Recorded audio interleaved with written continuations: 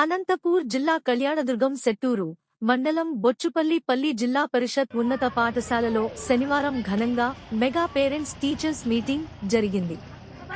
ఈ సందర్భంగా పాఠశాల హెచ్ఎం వెంకటరామప్ప మాట్లాడుతూ మెగా పేరెంట్స్ టీచర్స్ మీటింగ్ చాలా ప్రయోజనకరం అని, విద్యార్థుల అభ్యాసన సామర్థ్యాలను తల్లిదండ్రులు తెలుసుకోవచ్చు అన్నారు.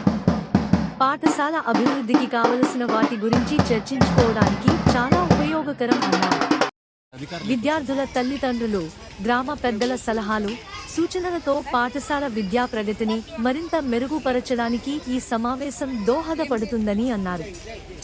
ఈ కార్యక్రమం పాఠశాలలో పండుగ అవతారం నెల జరిగింది. తల్లిదండ్రులు ప్రభుత్వం ఈ కార్యక్రమం చేపట్టడని అభినందించి హర్షించారు. విద్యార్థుల తల్లిదండ్రులు మాట్లాడుతూ విద్యార్థుల విద్యాసంపైన ఉపాధ్యాయుల కాకుండా తాము బాధ్యత జవాబుదారీ తీసుకుంటామని తెలిపారు. అనంతరం విద్యార్థుల తల్లిదండ్రులకు క్రీడా పోటీలు నిర్వహించి బహుమతులు ఇవ్వడం జరిగింది. ఈ కార్యక్రమంలో ఏఎన్ఎం రోజమ్మ, టీడీపీ నాయకులు, మాజీ సర్పంచ్ చంద్రశేఖర్ నాయకులు, మచ్చన్న మల్లికార్జున, మాజీ ఎంపీటీసీ రామప్ప, ఉపాధ్యాయులు, విద్యార్థి తల్లిదండ్రులు తదితరులు పాల్గొన్నారు.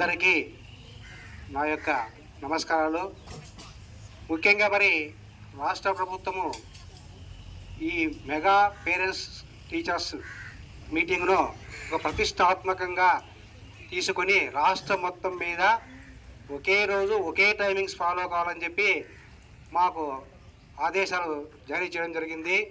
అందులో భాగంగానే మరి ఈరోజు మేము మిమ్మల్ని ఇంత ముందు 4 వారం నుంచి కూడా మీకు ఆహ్వాన పత్రికల ద్వారాను, తర్వాత మెసేజ్ల ద్వారా కూడా, వాట్సాప్ ద్వారాను, ఫోన్ల ద్వారాను మా తరగతి ఉపాధ్యాయులు కూడా ప్రతి ఒక్క తల్లిదండ్రులకు మరి మన ఊర్లో కొంచెం అవేర్నెస్ తక్కువగా ఉన్నట్లుంది.